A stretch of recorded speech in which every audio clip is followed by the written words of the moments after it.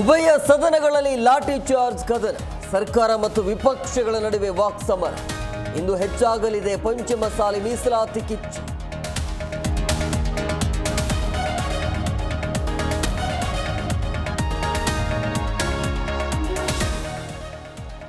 ಸಿಂಧನೂರಲ್ಲಿ 4 ಬಾಣಂತಿಯರ ಸಾವುಗಳ ಬೆನ್ನಲ್ಲೇ ಮತ್ತೆ 4 ಮಹಿಳೆಯರ ಸಾವು ಕೇಸ್ ಬೆಳಕಿಗೆ.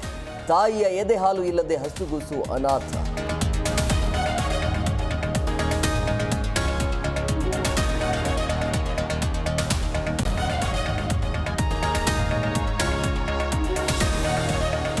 ಡಿ ಗ್ಯಾಂಗ್ಗೆ ಇಂದು ಜಾಮೀನು ಭವಿಷ್ಯ. ಮಧ್ಯಾಹ್ನ 2:30ಕ್ಕೆ ಕೋರ್ಟಿಂದ ಆದೇಶ.